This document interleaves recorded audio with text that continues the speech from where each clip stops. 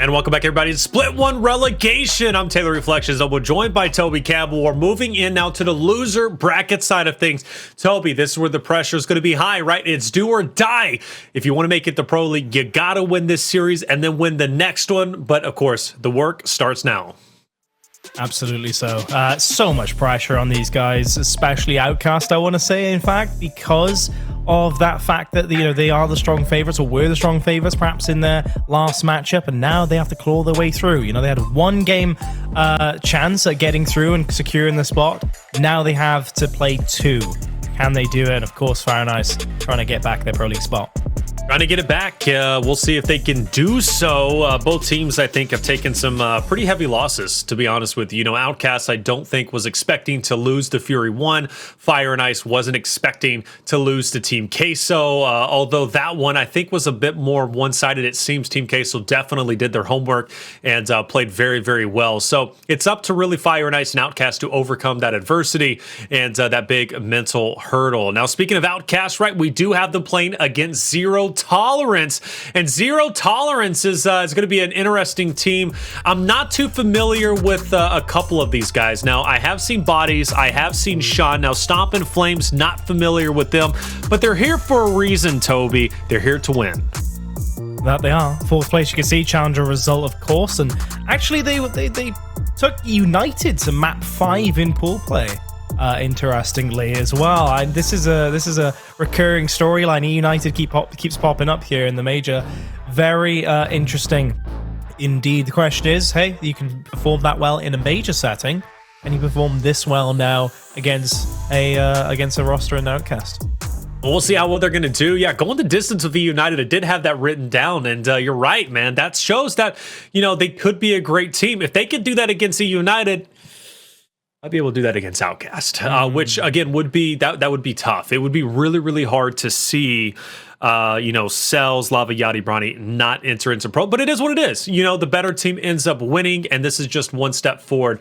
And even if Zero Tolerance or Outcast do win, they might not beat F&I or Discipline as we move into that, I guess, losers finals per se, right? That just the third qualification match of the day. But when it comes down to the maps, let's take a look at what we're going to be looking at. Obviously, for Zero Tolerance, we can't really talk too much about their strong maps because we're going to be seeing them most likely for the first time tonight. But for Outcast, we can talk about them. Now, interestingly enough, we've got Reactor and Canals to start off the day. We haven't seen Reactor and Canals on the map picks at all, right? So this is going to be the first time we're going to get to see them. And honestly, Reactor is an interesting one for Zero Tolerance. They picked that, and you know what? It's a map that favors aggression. It's a map that favors slaying out. That could be a great opening map for Zero Tolerance. I think you could be right, and honestly, the pick of Canals is actually unorthodox, is safe to say. I think it was played maybe once, maybe twice in the entirety of Pro League. Taylor? Yeah. I haven't casted over this. Selfishly, I'll bring this up. I haven't casted on this since the snipes came back. It's been that long. So yeah, a pleasure for me to see that, that's for sure. Okay. Trainer Grounds, Ritual, Tomb. Yeah, I'm not too surprised about these picks in general, the rest of them. Ritual, we saw Outcast play on earlier, played very well indeed. Yep. Of course, they're going to pick it. Tomb last map could be a very interesting one indeed as well. Yeah, it's interesting you say, of course, they pick it, but they did, in fact, nearly lose it, right? 296 to around 250 or so. And then, if they don't win that last team fight, they could have very well lost that series 3-0. But they did play it well for what it's worth. And, Fury 1 was just a great team. They really were. So this is going to be an interesting series for me. One that, as we move into our prediction segment, we could very well be wrong, Toby. This is another one where the quote-unquote underdog can win. And in this case, I'm going to say it once again, I think the underdog is Zero Tolerance. So who am I going to be going for? I'm going with Outcast. I'm going to back them up one more time. I do believe in these guys. The question is, though, will the pressure form them into a diamond, right? Will they become stronger after that loss in the winner's side of things? I think so. I think they understand, the gravity of the situation. This is a do-or-die moment. We're most likely going to see the best out of this roster. Outcast is my favorite. Toby, what about for you? The casters are backing them twice. It's safe to say that's 4 predictions in total for Outcast. Don't let us down. I'm going to go for them.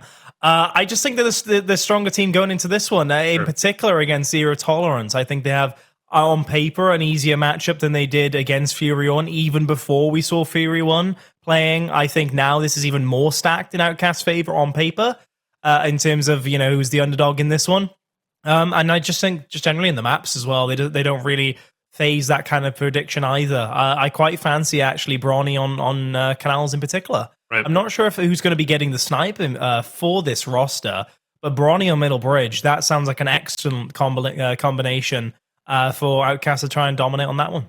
Definitely so. Chat, who are you going to be going for? We go in Outcast, we go in Zero Tolerance. Both are fair picks, in my opinion. Zero Tolerance, if you go for them, that could be scary for me and Toby, because you were right before. Yeah. You can absolutely be right again. So in this case, it is going to be Zero Tolerance. CTS.OC. So crazy enough, chat, hey, you were right before. That makes me a bit nervous, Toby, but fair enough. Zero Tolerance is a team. They're hungry, right? They want to be in Pro League, and if I'm not mistaken, I think this will be the first time in Gears 5 that all 4 of these members have been in Gears Pro League for sure. Yeah, it literally the case. Yeah, you know, the prediction in terms of Twitch chat, and it wasn't that close either. Really, it wasn't that close. 260k to 1. They just don't believe in Outcast. That's just what it is, man. Yeah, you know, that 3 4 5. They've been burned too many times. You know, Outcast, they've got to win the favoritism back. Yeah, and it's surprising because just one look at the roster of Outcast and you're like, oh, this is Outcast. They've got a great roster. Why just predict them, right? For me, if you're just tuning in for a second and haven't seen the first game, you just think, oh, straight away Outcast has to be, right? But no, again, chat has voted twice against Outcast in these instances, which is surprising. Perhaps they know more than us in a certain area when it comes to Zero Tolerance and F1. Surprising. Yeah, you know, they just got to prove themselves. They really do. Outcast. The thing is they've shown against Fury 1 that they can't outmuscle certain teams. Despite their slaying power being incredible, Bronny popping off 3 pieces left and right, it's not enough. You have to have that teamwork, and they didn't have a lot of teamwork, and that was very apparent too. Even on Vaskar, you know, they lost that 5-1. They fell very flat on a map that I expected them to excel at. So yeah, nothing is a guarantee. You know, they're not guaranteed to win Control, Execution, or Escalation, especially if they just try to outmuscle Zero Tolerance.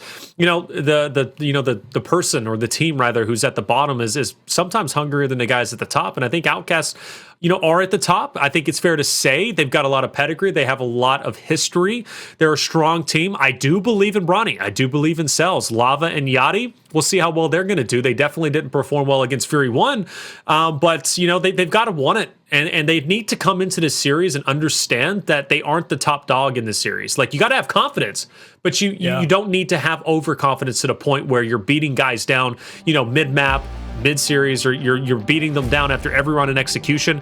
This needs to be strictly business. This needs to be strictly business. Come into it with a purpose and just win. That's such a great point. I was about to bring that up. Yeah, be confident, but don't necessarily get ahead of yourselves at this point, right? Don't just start thinking about mind games and things. Focus on your own game first, and you will, on paper, should win, right? Just go back to basics. Rely on what has given you success all these years in Gears Esports, especially in the camp of Lava, right? And don't worry about the intricacies of things like emoting and stuff. That's you know, my opinion on them on that matter. Yeah. Let's see if Outcast can do a lot better in this game than they did in the previous one. Let's find out. It is a scrappy fight off the rip. Nobody able to get points outside of Outcast getting 3, but hey, that's really nothing to hang your hat on at the point. Bodies moves in. He's going to get a couple of bodies himself, and in fact, Zero Tolerance is in fact going to get those early points. So the first bit of a, you know, headbutt fight is one from Zero Tolerance. Maybe a bit of an indication of things to come.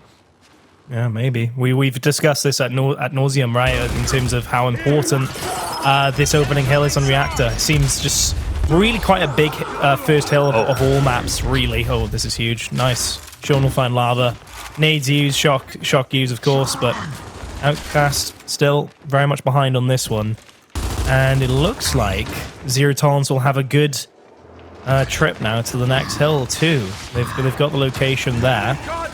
Lava's trying to flank round though, as I say that, getting some downs on Sean and Stomp, looking to find if he can get any more. 1v2 in front of him. No, he will fall. Cellz there is now trying to stop them getting towards the next hill. Outcast push on through on the old hill as well, so they're starting to pick up numbers now. They're starting to get the kills necessary to push on through. And Stomp can't get away. He's kind of pincered in between literally all the members of Outcast. Cellz will gun him down, and Zero Tolerance back to square one. Which, to be fair, they're actually on the hill, but not for long. You'd have to assume it is going to be a 2v2. The biggest factor is going to be Bronny on the flank. We will see Lava and Yachty, who's going to be on the front end of things. Lava drops down. Yachty goes in for the pickup. Flames on the outside.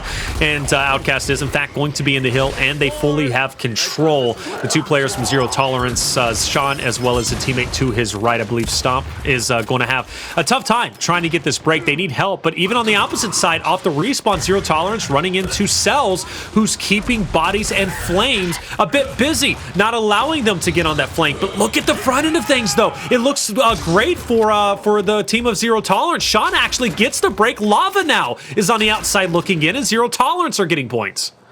Yeah, surprisingly, Zero Tolerance win on both fronts, right? The two-pronged attack, they force out Cellz on one side, they push through here. Lava's in his own right now. This is a potential 1v2. Yeah, they're going to fall over at the spawn, opening the door for a push on Lava. Bronny is here as well, but thankfully for Lava, he's going to get away. Now the focus for Zero Tolerance, essentially, or rather Outcast, is to go for the next hill. Yep. Rightly so. They've got the torque bow. Nades have been picked up by Stomp, so there's nothing to play for there. All they can really do is start to rotate and set up elsewhere.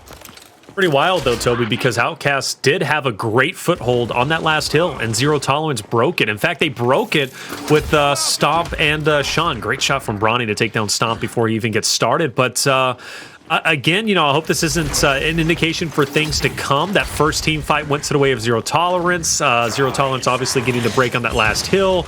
And once again, they're trying to get the break here. I like the Wolf Pack. Bronny's going to be a big impact with the Torque Bow, you'd have to assume. But that shock is great, dropping Lava, giving Zero Tolerance an edge to continue to push forward. Bronny can't keep the Torque Bow out in hand, so he's now forced to pull out the Nasher. Takes down one, blindsided from the side, though. Stomp will take him out. Stomp will get a second, and Lava in between two players. He's going to be finished off and literally sent flying like 10 feet in the air. And Zero Tolerance now is four-man unit pushing forward, and all the pressure on Cellz. There it is. Once again, Outcast on the hill. Zero Tolerance forced to break, but break it they did. Outslaying in that process as well, Taylor. 1v1 after 1v1, just clutching up. Well played from Zero Tolerance, and look at this for a setup. Pistols, Lancers from the side. Yachty's full red. Bronny was in a little bit of trouble. Good job from Yachty aiming around the corner there to ensure he doesn't go down and can regen his health. Meanwhile, still fighting on through. Bronny and Lava working so hard up that staircase. Sean will find one. Yachty gets the down on Lava elsewhere, though. The pinball between two walls. Yachty will find one, but Flames is there off the short spawn to get the closing seconds as we move on to the next hill. Bronny, good stop, or at least good shots on the Bodies. Bodies is going to die off. In the meantime, Lava and Bronny now can focus their attention onto Stompy, who's going to be on the opposite end. Stomp holding his ground, but not for long. Sean moving in, trying to be the hero. He needs to back up. He can't get away in time. If he backs up there and is assisted by Bodies, maybe there's a chance to win that 2v2. But I think he jumped the gun a bit too quickly to try and get the finish when there was no drop, right? Bronny wasn't down. Lava wasn't down, so there was no reason for him to, jump the gun like he did. And that gives a distinct advantage to, obviously, Outcast. And also with Cellz having the torque bow, that's a scary sight, man. He's deadly with it, but can he get some connections? Well, we'll find out. Bodies could be a victim, but I like that fire from Stomp to keep his head down. Yeah, this is good. This is exactly what you need. You can't give Cellz the space with that torque bow, especially when the team has the control of the hill. You need to get up here at some point. That's great access right there. Bronny crossing in the back. Sean has to fight his way out of this somehow. 2v2, good damage from Cellz. They need more though. Frag going in, not going to connect with anyone. But there you go. They will win that shotgun fight there, and the rest of the points will surely go the way of Outcast. Little bit of a score lead, but it remains neck and neck between the two teams. 128 to 113. I would call that neck and neck for sure. Outcast bodying for position. Meanwhile, Zero Tolerance looking to take back the point lead for themselves. They are currently on the hill. I'm actually looking at player 8, BODLEZ, being by himself on the opposite end in a 1v2. He needs to hold his ground or at least get a trade. He can't, so that opens up the door now for a bit of a pincer, and that's why you see Zero Tolerance taking the momentum, or at least trying to take and make this moment theirs. They push out and they take down Cellz and Yachty. That at least clears up your back end. Now you can focus on your front end with 2 players from Outcast in front of them. So that was a must-needed push from Zero Tolerance, a must-needed win. And for Outcast now, it's just straight up a 4v4 against a 4v4 of Zero Tolerance, who's going to be inside the hill. So this next team fight is going to decide who has control of the bulk of the points. Bronny, the first man in. That's a great down to start things off. Again, oh my goodness me, what a back A that was from BODLEZ. Fantastic stuff from him. Cellz, meanwhile, was getting the kills elsewhere. There's the reaction shot. He comes straight back into the fray, looking for the double. Can't find it. Sean is still alive, putting in damage. Is anyone close? How is he still alive, in fact? He gets another back A. Well played from him. Question is, yes, the short spawn is there for Zero Tolerance, and because of that effort from Sean, they can keep up this pressure and prevent a setup from occurring. 146 to 127, and Outcast in control of the last 30 points. Well, are they in control of the last 30 points? Look at Zero Tolerance pushing through with the vengeance. Take note, Shot also gets the torque ball on the opposite end, and the shock is going to keep Cellz at bay just for the time being, and in fact, he might choose to go ahead and dip out. Actually, I think he's going to go ahead and stay put because he knows his rest of his teammates are outside, and actually with him dying, he should be respawning with the rest of his teammates, and then he can join in with pushing forward to keep Zero Tolerance off of this new hill. Looking at Sean with the torque, though. One revving up, going for splash. Not going to connect onto Bronny just yet, but they know where he's at. Getting this opening kill on Bronny would be massive. And speaking of which, Yachty has now fallen. Good torque ball on the ground. That's splash damage, but he can't capitalize off it. And he also misses a clean shot onto lava. It's not the worst thing because that is still backing Outcast up, but you got to make those shots here as Lava's finally drops, and Zero Tolerance will take the point lead back.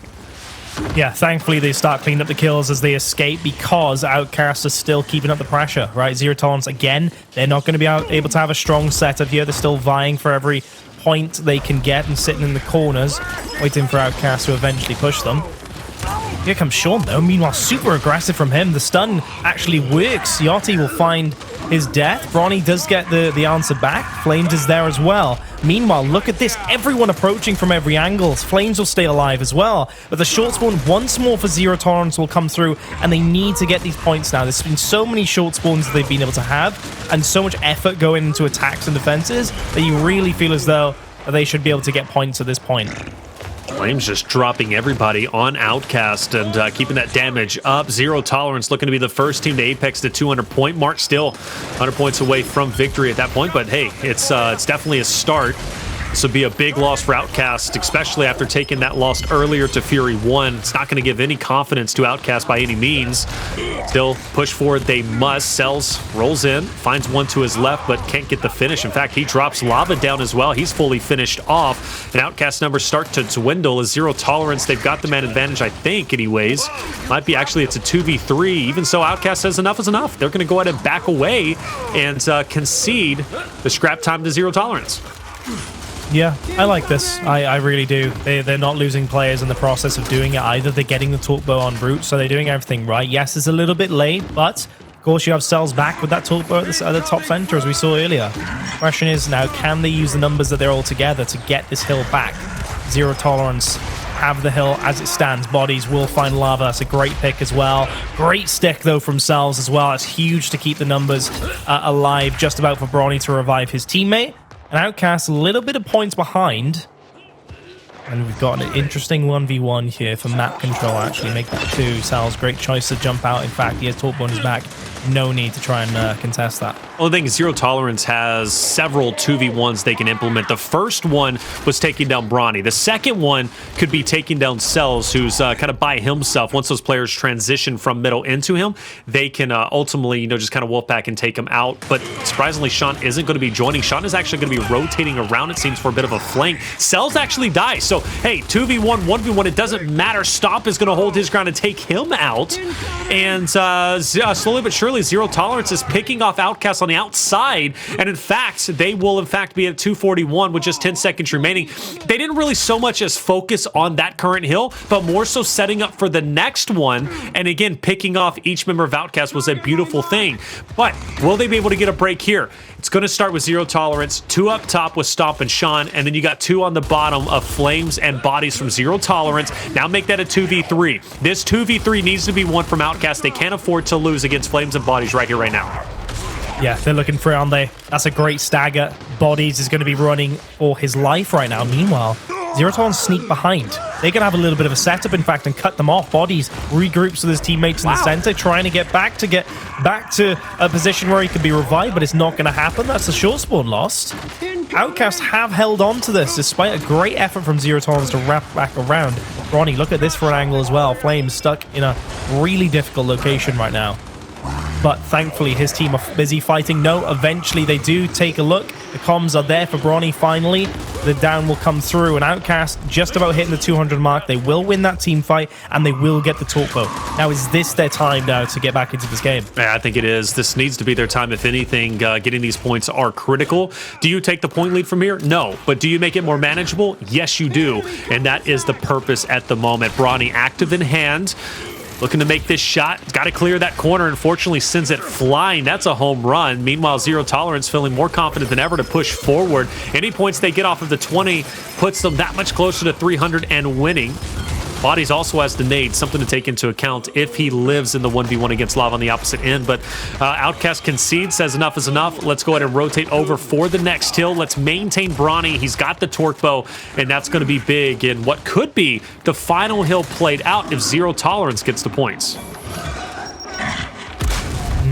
Waste of a nade there from Bodies, that last one, so it's not going to be able to be used on this next hill. A big deal, especially when Bronny is using the torque bow like that. 18 to 11, he currently is in control, so he is coming to his own a little bit now in this latter portion of the game, as we've seen previously on control maps in this broadcast. Now Sean coming in to try and get the flank on Yachty, and it comes through. The comms were not clear. Evidently, Sean is still doing damage in the back line. 270, you can see Zero Tolerance have reached, so it's so much pressure right now on Cellz. Gets one, gets the second. Fantastic movement. It is massive, isn't it? Because now he's got the setup on the hill, and now he's got a great cover advantage for his team. He's got the hill. That is a game changer right there. Huge game changer, and honestly, maybe what Outcast needed. That could very well be the turning point for Outcast to win this map. If Cellz doesn't win that fight, Zero Tolerance are swarming on the hill. They're at 280. They're at 290. Outcast surely gets another touch and most likely takes over the hill once again. But because Cellz wins that fight, that forces Zero Tolerance off the hill to fight for next. It all comes down to the next hill. Zero Tolerance recognizes this, but Outcast has all the confidence they need now to win it. And in fact, they take the point lead where it matters most. That they do. Torque bow is up on the next hill. Not sure if anyone will be attempted a quick pick anytime soon. Lava is down. Will they make a play on that? No, Zero Tolerance will not. They looked for the Lancer down instead. Map control currently in favor of Yachty, but he's getting angled out. He has to be careful. Bodies is challenging on that damage as well, and he gets it. Problematic times now for Outcast. 4v3 and the angle to the right to deal with. These are getting tense. Outcast knows. They have 3 members to the 4 of Zero Tolerance. Bodies also has that shock. That's a great shock, man. That pushes Bronny back. They just need 10 seconds now. One break here from Outcast, though, will be the victory, but Zero Tolerance just has to hold on for 6 more seconds. Outcast has no choice but to enter in and get a touch. Body's going to drop off. Outcast actually gets the break. Yachty now is going to be on the opposite end, throws out the stun. Sean is forced to back up. Sean now comes back into play. Stomp now needs to get here. Just mere points away. It's going to be Outcast 10 seconds away. Zero Tolerance forced to make a break for it, but all they have is Stomp, and just like that, Outcast will win map number 1. Reactor control, 300 to 294. GG, what a fantastic map 1 that was between the two teams, wasn't it? Truly so. Back and forth we go on the hills, but I think both teams had a little bit of a score lead at some point right during that. But in the end, it was that close between the two teams. Oh my, even if Cellz, just an example on the hill but last, the one but last in the corner, if he didn't get that double kill, it might have been over earlier, right? And that might have been the opportunity for Zero Tolerance to win, but no, they clutched up, did Outcast in the end. What a difficult situation they had in both of those hills.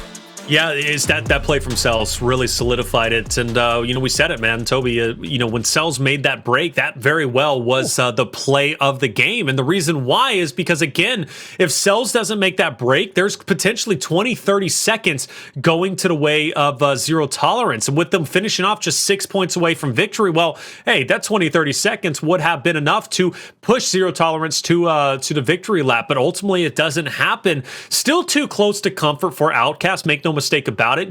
With a team with these 4 star-studded players on the lineup, you don't expect these series to be this close. You don't expect maps to be that close. I do believe if Outcast does go to Pro League, I'm counting my chickens before they hatch. I think they're going to have a difficult time. But right now, they're just skating by. But honestly, they are getting the W's, and that's what matters at the end of the day. Let's recap though, Toby, because at the beginning, it was a great start. Honestly, it was a great map all the way through. For zero tolerance. It wasn't up until literally the final 2 hills where they started to falter. Yeah, I think one thing we can conclude from this map 1 is that zero tolerance is definitely here to slay, right? They were making it extremely difficult for the opposition to win their shotgun fights, right? And they were doing really well at the basics, right? Their teamwork was there. And that's quite a bit different, actually, to the map 1 that we saw against Fury, with Fury, right, and Outcast, because Fury was I would argue, being outside heavily because of players like Cellz and Bronny, right, going off. But no, it was much more of a team effort from zero tolerance, which is scary, I want to say, for Outcast, especially considering how close it was, the scoreline between the two. And generally speaking, for the rest of Reactor, neither team really stood out to me, Taylor. I was just back and forth we go between the two. There wasn't that many mistakes, I want to argue, on either side. It was just both teams pulling off some really good plays, right? Yep. And especially in these closing moments, it just all came down to this. No wonder it was a 6-second game, when it all came down to literally Outcast making the final star-studded play for the last points. Yeah, that final play, right? And sometimes, more often than not, with teams such as Fire and Ice, during Split 1, and even Hive at times, which, funny enough, 3/4 of this roster is Hive, and speaking in regards to Outcast, or they were representing that Hive organization, it would more often not come down to the final big play, and it was just Outcast who won that. It easily could have been zero tolerance, maybe experience, maybe you could boil it down to that, but I think more so than anything, it just came down to Outcast finding themselves in the right play at the right time, and they ended up making it happen. 6 points. Look, you can't really boil that down to either team struggling. You really can't. It was just a great map overall, and I think it's going to amount to a great series. Speaking of which, a great series, we have Canals coming up. Your first time casting it with dual snipes back on the map. It is fun to watch. You mentioned Bronny. Bronny going to be the tip of the spear for Outcast to be leading the charge for mid-bridge. Yeah, I'm curious, actually, though, because he is a new player right to the roster. They might move things around a little bit. I'm not too sure where he originally played for Auction, because it literally has been that long since I saw Canals. I'm not even sure if I casted Canals in the summer major that far back, right? True. So it has got less popular over time, I want to say, Canals, right? I think some teams preferred Canals without a snipe. Some people prefer it with it. The thing is, it just remains a really... split map, I want to say, for a lot of teams. So they end up either banning it or trying to pick it, but it's already banned, etc., etc. I think it's just one of those unorthodox maps. So it's really good to see, basically, for the broadcast today. And it's going to be fun. I would like to see, given its Outcast pick, I want to see them really bring the strategy today, right? Clearly, we mentioned it. Slaying power is there for zero tolerance. They were going head-to-head, back and forth in the Nasher department. And that's huge on Canals. But Canals offers a lot of strategy. You don't always have to just fly at the middle bridge. You can play really heavy under the bridge for a flank onto low side. You can play high side really heavily with 2 numbers. And the thing is as well, which I think people forget oftentimes, which kind of is a really important factor in this debate of snipe or no snipe on Canals, you don't even have to get the snipe. Right, I know I'm not a pro and I'm not a challenger team. I'm nothing. I'm just a commentator at this point. But when my team on mouse and keyboard and PC used to compete in prize pool tournaments in this game, we left snipe so many times because it would give you the numbers advantage either on high side, middle bridge, or low side. And if you can just get that 4v3 very quickly, get middle bridge control, rip it away from the other players.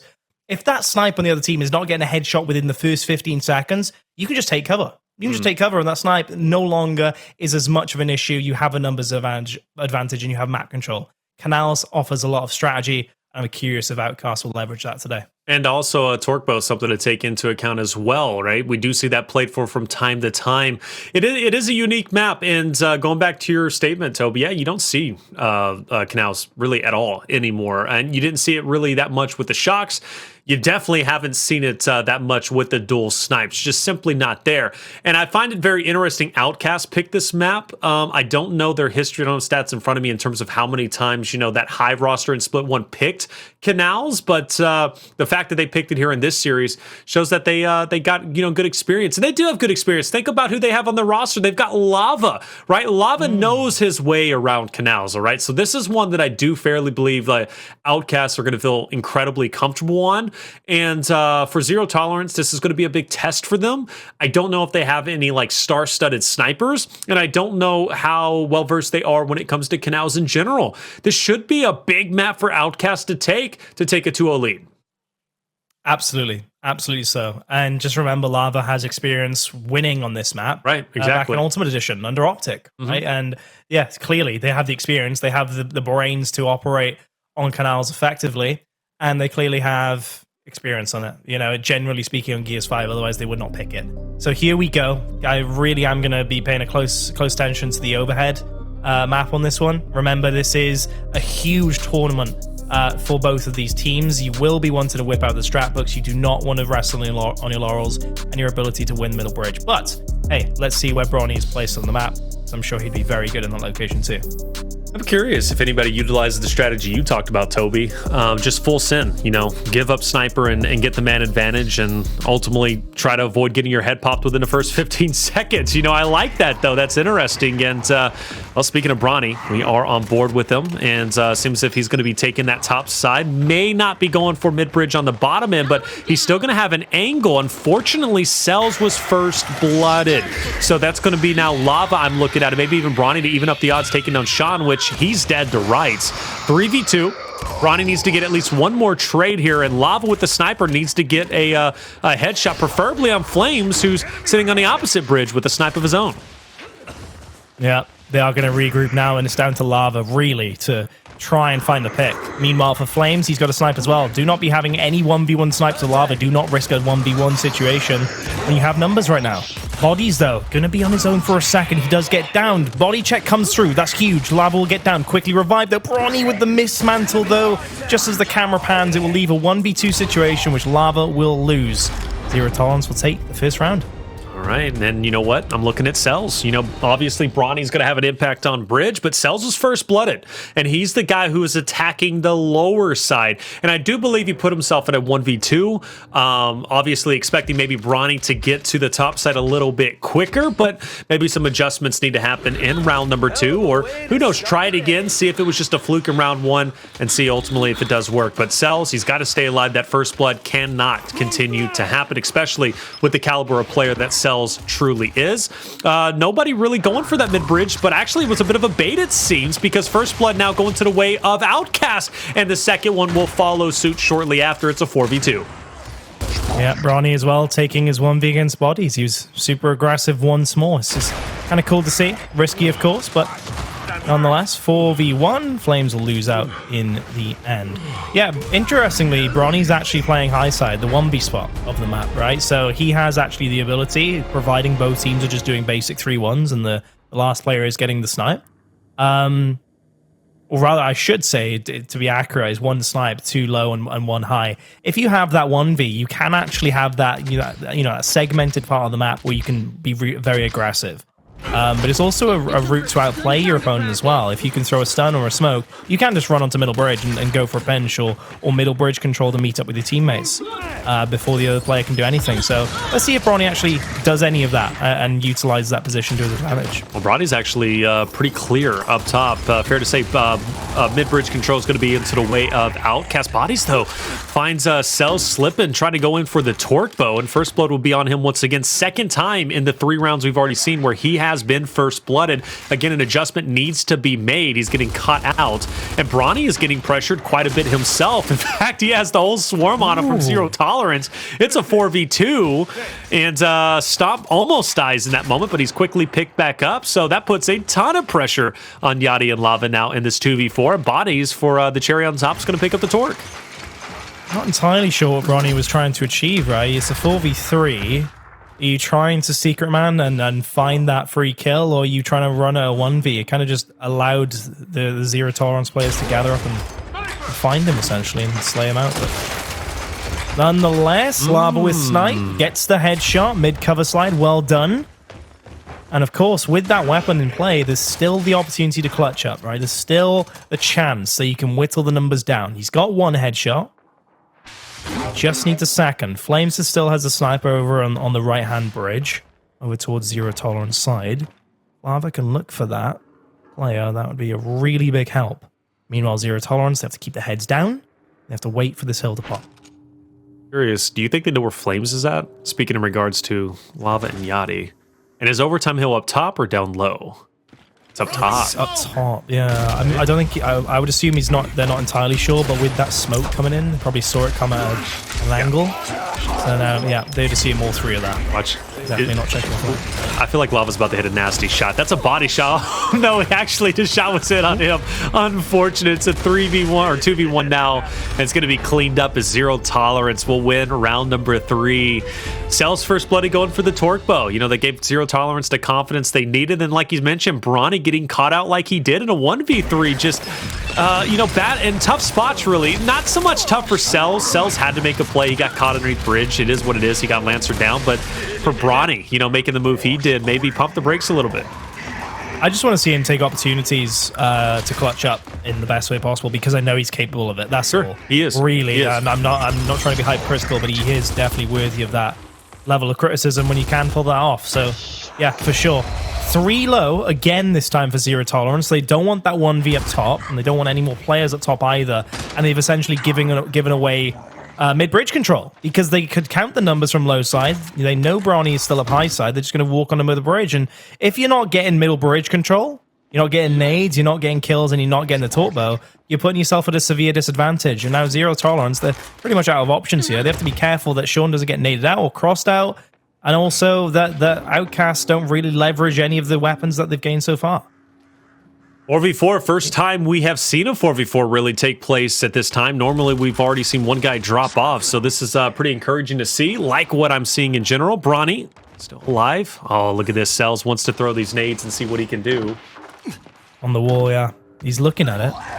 Question is whether the players are around to kind of, like, capitalize on that. There we go. Where will bodies go? He rolls out to the middle. Good job, actually. Really good job. No one's on low side to cross him out. The issue as well, if you're going for that nade play, is that you don't have a snipe staring at you as you try and lance the down. That could inevitably come in as bodies exits cover. This is the interesting one. This is where Axie 2.0 comes in, because Canals historically would be, it could be a stalemate, or Outcast would try and go for the play. No 2-minute rounds, and the overtime hill popping up soon. Outcast don't have to go anywhere. Bronny gets a great angle over the top, though. Or you can literally get people from there. They get the down. They're still pushing in, though, meanwhile. Oh! Surprising, I will say. Quickly comes down to a 4v3. Oh, it's because the hill is underneath, actually. That does change things. Excuse me. Lava pushing on through. 3 seconds on the clock. Someone is there already. Oh, gotta get there. 2 players, in fact. 2 seconds. They have to reach it. They can as well. It's all out for this fight. Oh my goodness. And you know what, Toby? You said Outcast didn't move, and they did move. But Zero Tolerance, they kind of came in and just robbed them. 3-1. There it is. That was a stalemate till the very end. What was the breaking point for you? For me, it was that snipe. It was a risky play, ultimately, from Bronny, wasn't it? Going full force up the high side, you know? The snipe has a huge opportunity to get the headshot there, but Bronny was going all in, essentially, on, hey, I can pick the down of the top. I can pick it down, you know? They misplaced the players, but... Maybe instead of that aggressive approach, they could just roll down to middle bridge and play the setup and go for a straight out 4v4. Surprising. All right, well, 3-1. Outcast forced to come back. Let's see if they're going to be able to do so. Cellz getting deep into enemy territory. Sees bodies, not going to take any shots there. He wants to get up close, maybe catch one going up the stairs. You can wait for the Gib right here. Oh, yeah, he's going to wait. Opportunity. Oh, yeah, he's going to wait. And now he's Secret Manning. Full Secret Man. We're going full Secret Man. He's got a snub out, though. He's got the snub out. So would that be tragic? Really, go for the up A with the snub? He tries to shoot with a snub, yeah. You see it happen. The Secret Man too. Yeah. I mean, it's been a while since I casted over something like that. It's funny. If Normally really it's funny with the Lancer, but we have seen it happen. They go to up A with the Lancer, only to hit 2 shots and get just one bullet bodied themselves. Yeah. It's tragic, but he does back off. I'm surprised, though, ultimately. Outcasts are making great use of their pick here. Zero Tolerance seem a bit outplaced. Oh, great nade. Great nade. That's the advantage you want to find. Bronny straight over the top, finding Sean 4v3, and they have map control. They can't throw this now. There's no way that they should allow a headshot to come through. Bronny should not be pushing up to that cover again for like a 3rd time in a row. They don't need to chance anything. Lava doesn't even need to pick heads at this point. It's just a wait for the hill to pop up, because Zero Tolerance have just been a little bit too passive for the last few rounds. Scary, you said they can't throw this, though. Always scary when a caster says that. Okay, hold up. Bronny's down. 3v3 now. Toby says you can't throw this. It's a for sure round win for the boys of Outcast. Send your hate mail over to Toby if you need to. It's a 3v2. Lava's been dropped off. The Wolfpack is in. Cellz, though. Cellz gets 2. Cellz gets 3. You can't throw it. It's impossible because you got your nuclear bomb armed and ready. And the nuclear bomb, well, its name is Cellz. Got it written all over it. Well done. Finishes off 3 and gets the win. Jeez, what a climactic round that was. It didn't even need to come down to that, but then Cellz just pulls out the bag. Wow.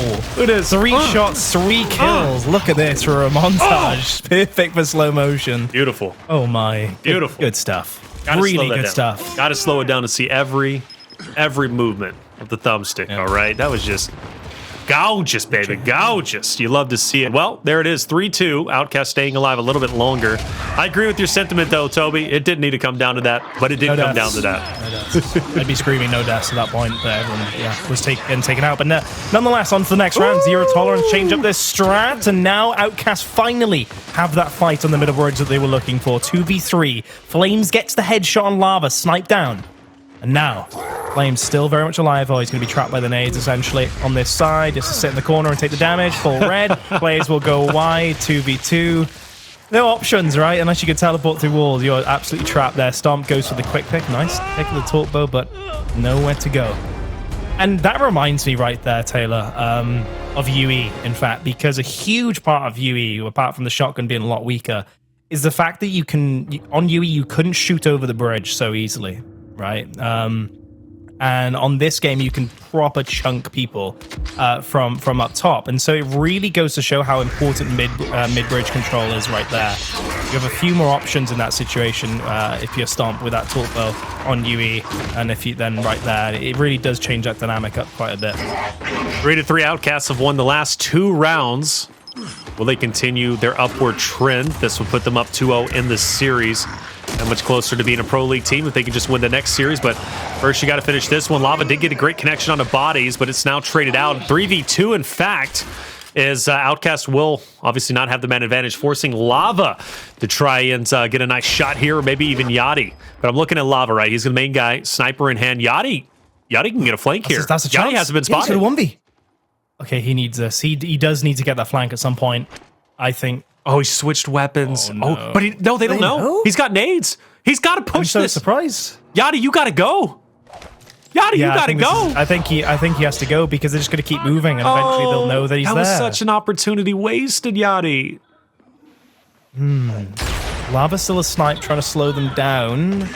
He's going to have to run eventually in front of Flames' snipe. He gets body checks. That's it. That's him prevented from escape, and now Yachty's stuck on his own. Heartbreaking moment, Flames. He's got a 1v right there, Yachty. Surprised he's not trying to push. He's trying to nade instead. He's going to be stuck in a pinch, though. Aim it up. Body shot. He's down. Yeah. Tough. Just passive play from Yachty there. He should have flanked. He should have done something. I mean, something needed to come through there. And even in the end, in that situation, he was allowing himself to get pinched a little bit too quickly. Let me play devil's advocate, Go Toby. Do you think maybe Yachty was expecting at that point or The plays to around, maybe. well, for zero tolerance to take mid control, you know, mid bridge, right? The kind of central focal point for the overtime. Because at that point, I mean, they're assuming overtime hill's going to come up. So maybe Yachty was like, okay, they're going to come to bridge. When they come to bridge, I'm going to take them out. Yeah, I think you could be right, honestly. It's a very good point. It's something to consider for sure. Still, though, he had a good opportunity. Still, I mean, maybe just move up once they move past that pillar at some point, right? Right, And yeah. then just wait there instead. Secret Man from there, and he would have got flames later on, right? Anyway. Oh. Here we go, though. This is a big change up for Zero Tolerance. They've got the Torque Bow, so it kind of lends itself, right? You kind of trade map control for Torque Bow. So they've got that strat, the part of the strat finally worked out for them. Can they prevent the nade pickup? That's why the smoke has gone up there. And he's gone for it, and he will find it. The issue for them is still, I would much prefer map control. And it's because of that access to the hill, rather than the Torque Bow and sitting back. Right now, you're relying on the Torque Bow or snipe to get kills, basically. Right. And look at Sean just pushing up towards mid bridge, maybe already contemplating playing for the overtime hill. Being down low as it is. At least with the way Zero Tolerance is set up, it seems as if they're set up for overtime hill to be down low and for Outcast to make the push and then just to pick them off with sniper and torque bow and win that way.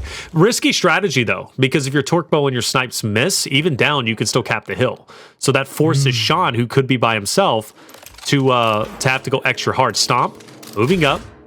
Going to make a play onto Yachty. He does have the assist from Body, so he's going to feel confident in that moment. 20 seconds, overtime hill's going to be coming into play, Toby. Yeah, that's it.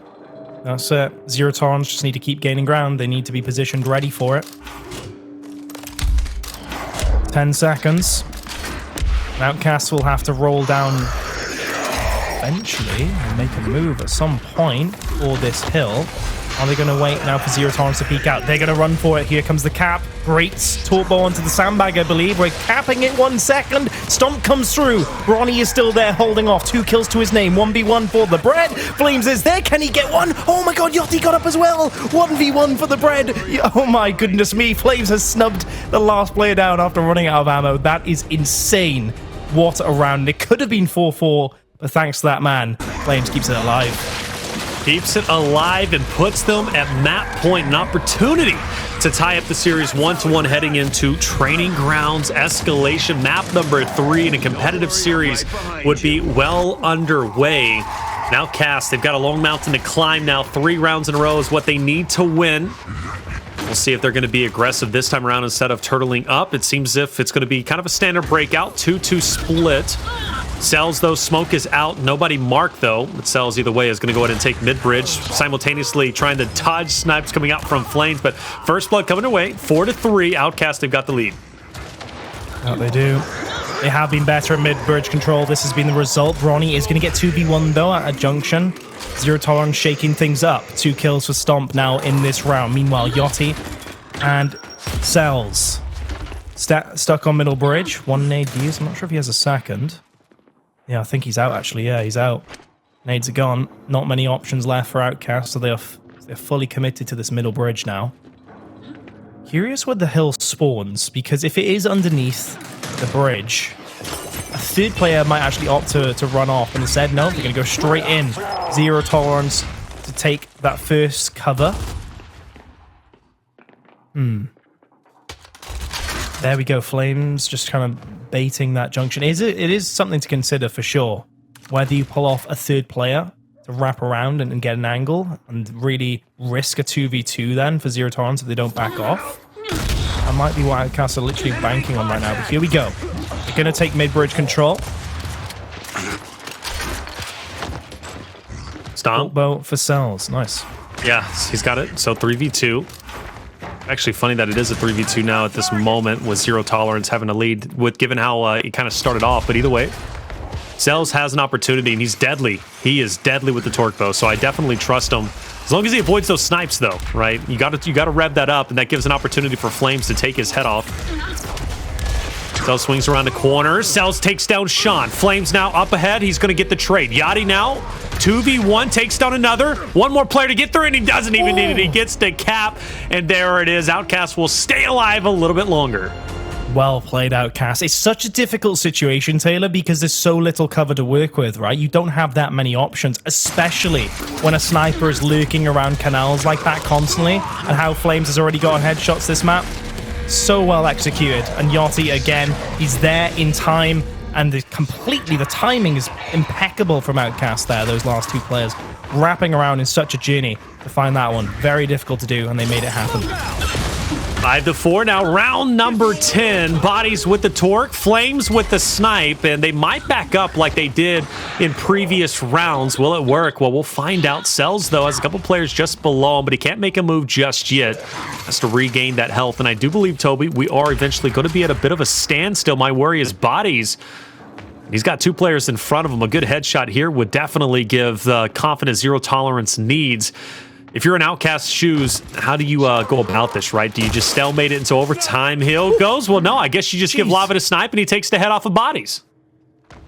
Yeah, that's the issue when you get the torque bow. If you're not out quick enough, you're allowing the team to just move the sniper up to middle bridge where ideally you want him to be, and preventing a really easy escape as the players sat up around with nades and whatnot, right? And that right there, it finally costs Zero Tolerance. It's just a little bit too readable, the quick torque bow pickup, when they've tried it this many times. And now they have a heck of a job now to try and get back into this. Nades are still there for Outcast to eventually play for. And they're just super reliant on Flames now to get a headshot to get them back into this, because trying to push up with a man down is particularly difficult. It is. Definitely is. We've seen it happen before. It really comes down to, where is the overtime hill going to be? So, well, even if it does, it actually doesn't matter. Outcasts have a tremendous advantage, because even if Flames goes for the snipe, Lava's ready to take him down. And I think Lava is fully focused on Flames. So overtime hill down low, Shaw making a move. If Shaw can somehow get on mid-bridge to take Cellz down, things can get a bit shaky for Outcast, but he's full red. He can't do anything. He moves down low. He doesn't die, though. And at this point, Zero Tolerance is looking to swarm in. It's just going to be a scrappy fight inside the hill. You got to get a touch, though, if you're Outcast. You can't be on the outside looking in. Another player's going to drop. Now it's up to Stomp. Stomp forced to back up. Flames dips back in. Stomp down. Flames down 1v2. And it is, in fact, going to go to a round 11 as Outcast has stayed alive. Jeez, my heart was in my chest, was in my mouth then, essentially, because I don't know how the numbers went down as far as they did. That was insane. Lava and Yachty were the last players alive just in the end there. Well played for the COG team to even get to that point. But yes, we're on to a final round between these two teams. I'm curious now if Zero Tolerance to change it up massively. Do they try and be unpredictable in this situation? Do they be a little bit more aggressive? We've not seen a play made through torque bow. Yeah, they're going to base. It's not going to be straight for the torque bow, but they have to stop this middle bridge control coming through. Tense moment, it really is. Who's got nerves to still? Last time we saw it come down to the wire, right? It was Outcast who was able to win, and that was just earlier Reactor, but an opportunity opens up. 4v3, Cellz first blooded. Bronny now looking at a wall of Zero Tolerance members. You've mentioned the clutch factor Bronny brings to the table. This would be one of those moments where he definitely needs to clutch up. Unfortunately, Stomp's going to connect with the nade. 4v2, and Lava is on the back pedal. So is Yachty. Lava's dropped. Yachty should get the pick up. Torque bow in hand. This would be a monumental clutch. Unfortunately, Lava is last alive. 3 more shots remaining. 1v4, he's down. And just like that, round 11, Zero Tolerance will take the victory and ultimately tie up the series 1-1. Good job for them. And they're going to relish in the moment a little bit. Beat down Lava. You know, is it warranted? Well, hey, you got the victory. I know Handles, he wouldn't be hating on it too much. He loves to show the love. But at the end of the day, it was a close series. And Zero Tolerance just about blew it, because Outcast, they were looking scary up until the very end. And that leaves us going into map number 3. Going to be Training Grounds Escalation, and one that I am personally very excited for, because we saw Outcast play earlier against Fury 1 on Vascar. They lost 5-1. Will things be different on Training Grounds Escalation? Well, we're going to take a quick break. When we come back, we'll find out that answer and more. Split 1 relegation. We're about to head into map number 3. Before we do, Toby, we got to recap these first 2 great maps that leave the series tied up 1-1 between Zero Tolerance and Outcast. Map 1 came down to the wire. Literally the final seconds. Reactor ended 300-294. Outcast had the composure to close it out, despite them being behind for the majority of that map. Now, Canals, they did go the distance. They brought it to round 11, only to fall short in the final round, ultimately losing that one and tying up the score 1-1. It's been an impressive series. It's been really neck and neck, and something to be expected with the caliber of these 2 great teams. Yeah, I've loved every second. We go from a 6-second control into a round, into a final round on this. Wow, that was the highlight, wasn't it? Look at this. Absolutely insane from Cellz. Play it twice, why not? So good. But honestly, not something I really mentioned, I think, during that Canals map, but given the amount of times map control middle bridge was gained and the initial quote-unquote one for the roster of Outcast, it's surprising that Zero Tolerance even got as close as they did on paper, right? They had to claw back so many rounds from like the Torpo spot and whatnot, that all of these clutch rounds that we're seeing in the highlights, this headshot from Lava and whatnot, it's surprising that we even needed to see any of this because the strats were just there for Outcast. They had middle bridge control. Snipe was never, they weren't really getting picked off by Flames that much either, to be honest. So it wasn't the snipe factor either that was really betraying them. It was just mistakes, right? I know we mentioned Bronny, for example, getting picked off in situations where he shouldn't be. Maybe he should have secret manned at times, especially when you're 4v3 up, right, Taylor?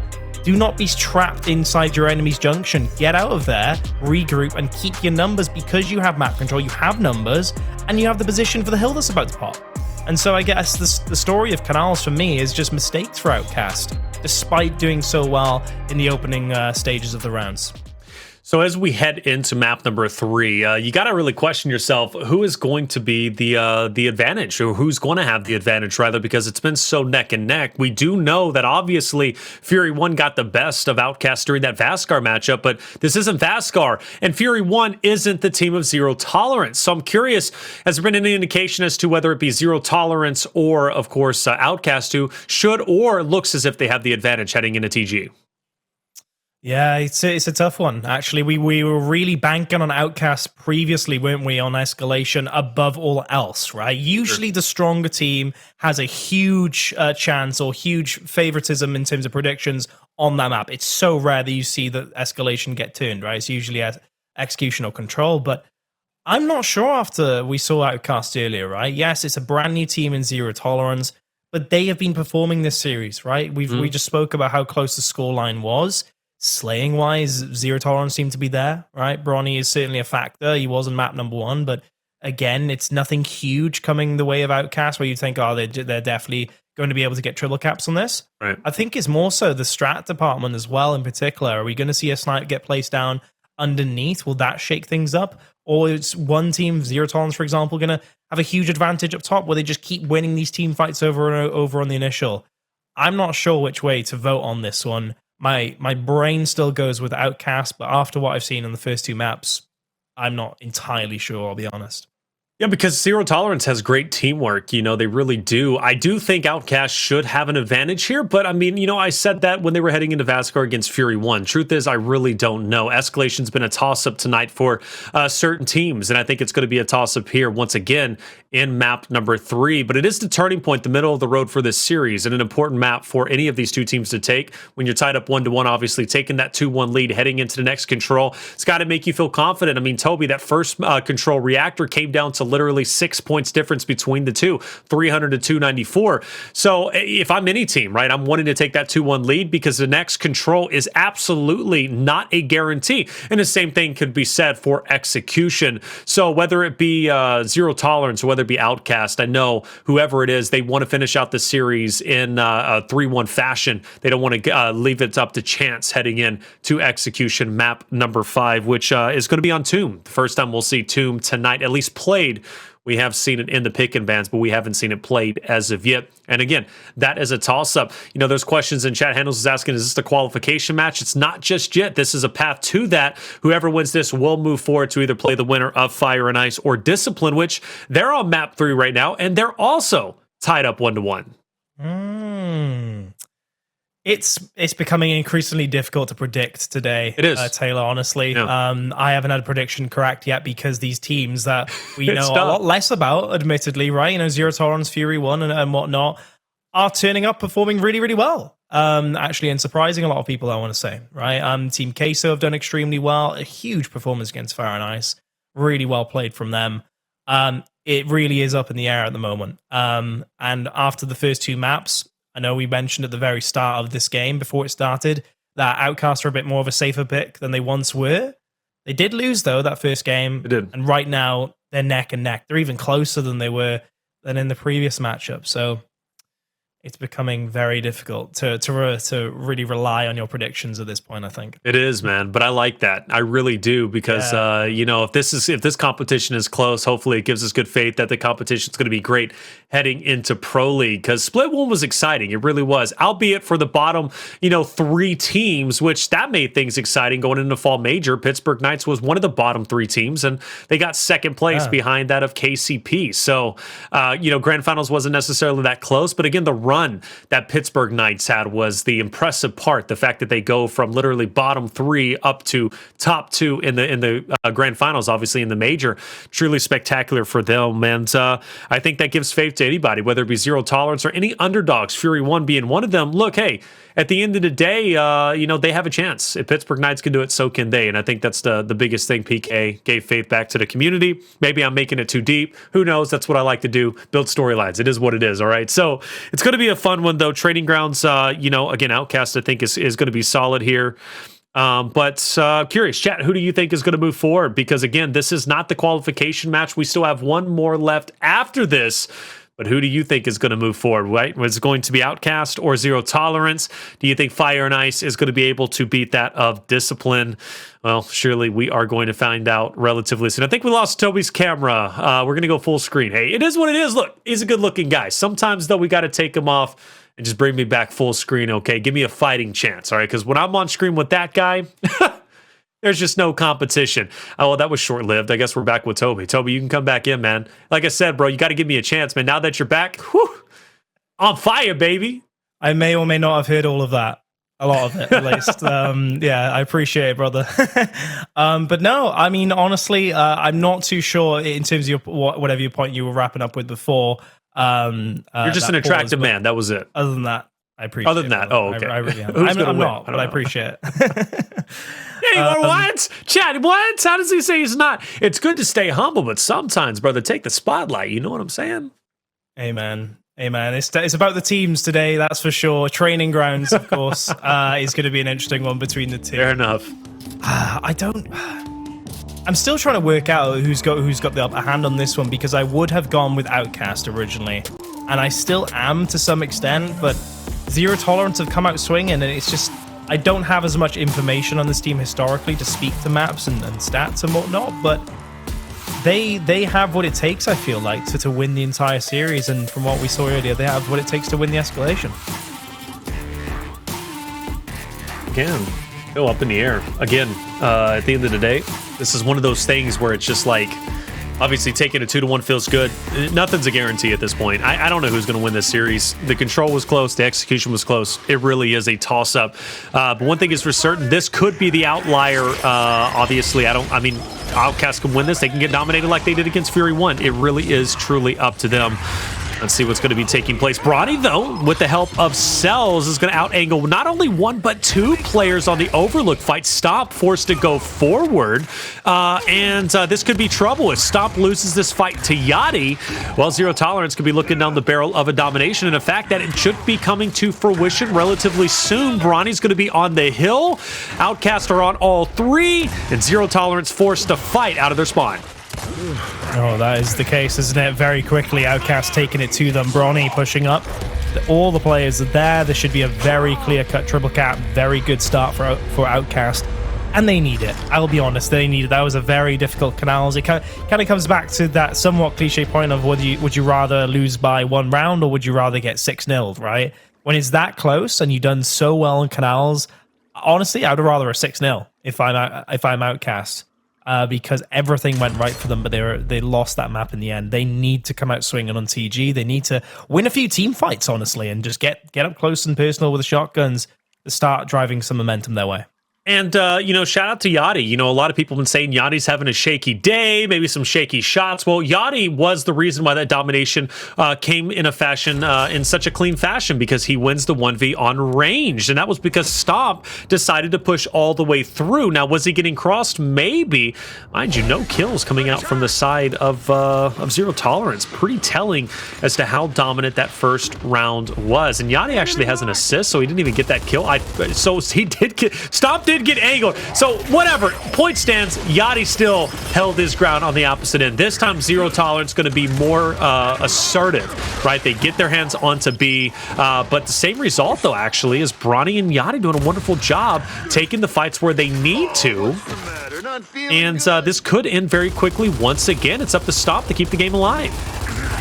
That is. Look at that. Great lance from Yachty. I'm so glad that he's not jumping down to contest that straight off the rip either. He knows Outcast, the rest of his teammates are winning up top, so he doesn't need to challenge anything. Meanwhile, you have Bronny and everyone else up top doing so well. I think that's Bronny 3-2-0 now, and 2 very quick rounds in quick succession. It's really good to see from Outcast. They're now finally challenging this up top area with great aggression, and they're kind of keeping up that flow they had from Canals where they were challenging that map control. It is a different map, right? They did lose Canals originally, but they're sticking to that kind of mantra of playing for those team fights in the most opportune locations. And it's finally a place where Bronny can really stretch his legs a little bit and come to his own. Question is, Stomp is actually going to place a talk up there. So that's they've weird. just said, you know what, we're going to stick to whatever you're playing at and playing really well with, and actually contest them on it. So let's see. Yeah, I mean, that's pretty weird to me. I mean, Outcast has convincingly and distinctly won the team fight at Overlook 2 times in a row now.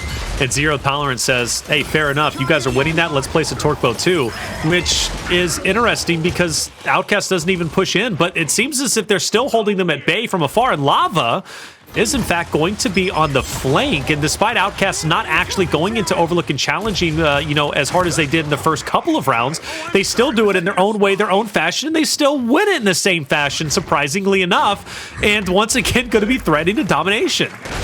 Interesting enough, isn't it? Honestly, from Lava and Yachty, even then, a little bit of joystick movement from him. Bronny looking for that stick from up top, but Yachty will fall. Triple cap prevented for Zero Tolerance. They had to commit everything to B, though. Like, everything. They really did. I think right now, Outcasters have their number in this up top fight. You have such star-studded players in the form of Bronny and Cellz in particular, going really fast. Lava causing havoc on the flank as well. It's really difficult to deal with. Bronny, 1 stick would be huge. Yes, he finds it. And now, just maybe, Outcast can hold on to that C-Hill. Maybe, just maybe. Outcast still camping out. They got the marshmallows down. They're making some s'mores. Zero Tolerance trying to force them off. Not gonna happen. Flames was the guy to try and do it, but player 7 bodies. He says enough is enough. Let me go ahead and go over to your home hill. And hopefully Yachty was ready for it. Yachty continues to stand his ground. He's had a standout round number 3. And they'll go ahead and stagger that death. And meanwhile, Lava has found an opportunity to get onto B. Zero Tolerance. It's the first opportunity to push Outcast back. But look at the score lead, man. The score lead absolutely favoring that of Outcast. Zero Tolerance has one more final attempt. If they fail this push, it's all but over with. Yeah, I love this. I love this from Outcast here. They've rotated off finally that last hill because they've got back B hill control. They don't need to challenge it. Cellz fighting his way through. Look at all these downs from Yachty and that Voltok. Unfortunately for Outcast, they will lose a load of players up top, but they remain with that score advantage. They just need to survive and wait for everyone to come off respawn and hold out and take back their home hill. Well, there is some light at the end of the tunnel for Zero Tolerance. This would be a massive win if they can just hold it down. Starts with Lava and a 1v for the neutral. Good shot, but not enough. Outcast, they get their home hill back. Zero Tolerance has maybe one more chance to get up there. They got to do it now. They need to get a touch. They have no time to waste. Shut down at the 1 yard line is going to be bodies. Stop can't push in, and Outcast will hold on and get a dominant win, 250 to 120. Incredible job from them. 3-0 lead. Torquebow did not have an impact at all on that Overlook fight, despite Zero Tolerance sending 4 members up there. Stomp has yet to get a single kill. Yeah, meanwhile, on the other side, Bronny is 7-1 as it stands. Getting some Talkbow kills to his name also. Right now, this is working so well for Outcast. They're dominating in this up top fight. And they're also really applying the pressure for that triple kill as well. They didn't necessarily need that Talkbow that entire time. They were just so successful in the team fights on the home hills nonetheless. When you throw in the fact that in the end, they had the option to pull off from that hill and just kind of play it slow and play for the one cap at the end, goes to show how dominant Outcasts were the entirety of that map. Now, Zerotons really have to ask themselves, hey, are we going to play this any differently? Instead, they've got a 4v3 to deal with, essentially, up top. 4v3, zero tolerance, want the neutral. Fair enough, right? Take the objective lead, and what? And then they win the 4v3 up top after sending a player over for the... Well, they haven't won it just yet. I guess I got way too ahead of myself. It was definitely looking great. And you know what? The risk seems to pay off. They have a little bit of a minor point lead. They will get off of the respawn and hopefully get A if they can. Lava and Yachty, though, they're not going to back off. That shock is going to be helpful, at least for zero tolerance to a predictable route up top. And, you know, by himself. He does have some help, though, from Lava with the cross, but it's not going to be enough. Bronny will get the torque bow. Outcast will have the neutral back in their favor. So there was a lot of moving pieces there. Zero tolerance is just now about to lose the point lead. But what do you think about that play? Sending 3 players instead of 4 for zero tolerance. It's interesting. It really is. I mean, the 4-man straight away from Outcast shows so much confidence in their ability to win that team fight because they're sacrificing the B-hill for it. So here we are. Bronny with that double torque bow. Lovely stuff. 3 members down for Outcast, for zero tolerance, excuse me, means Outcast can essentially overextend for the A-hill. And zero tolerance are not close enough. They simply aren't close enough. 1 second, they will not reach in time. Outcast go to show that they actually can do the 4-man strat up top. They can leave that B-hill, get the torque bow instead, get those sticks, get those kills, and turn it into a triple.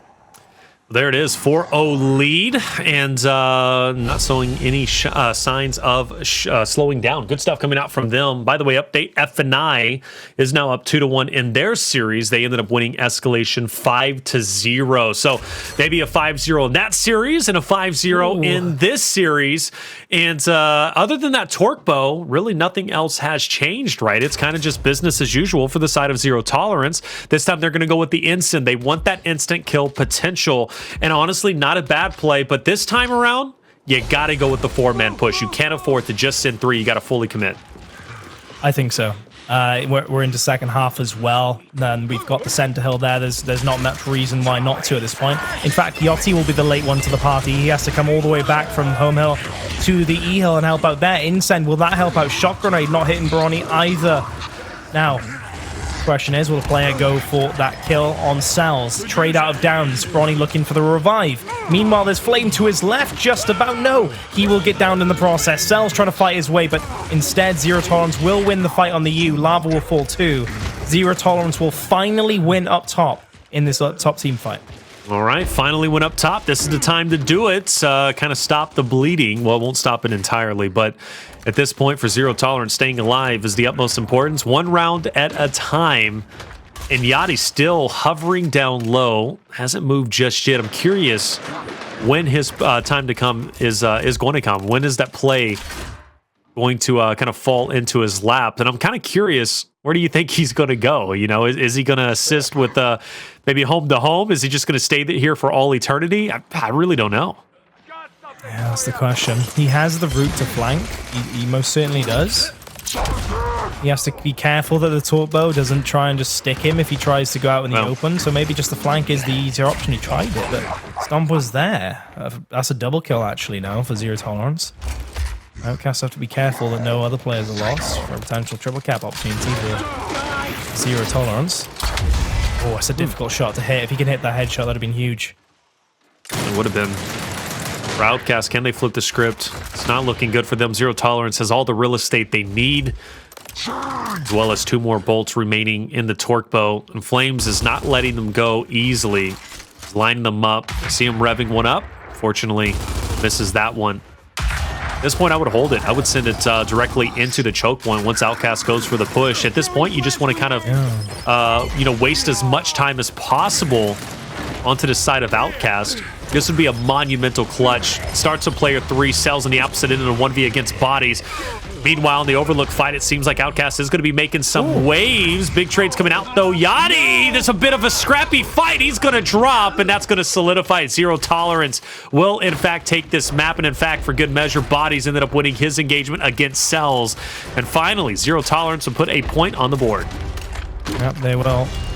Hard fought. Finally, it goes to show as soon as you win that up top fight on the initial, you can turn it into a round. And just like that, the first round of the second half, you have the middle hill there, and it finally works out. You notice, right, Yachty was a little bit late, right, to the party in the end of that initial, and it essentially cost them a little bit, I want to say, because the damage advantage that they gained just a little bit was Zero Tolerance at the start, probably helped them a little bit, honestly, when it came down to the revive situation following.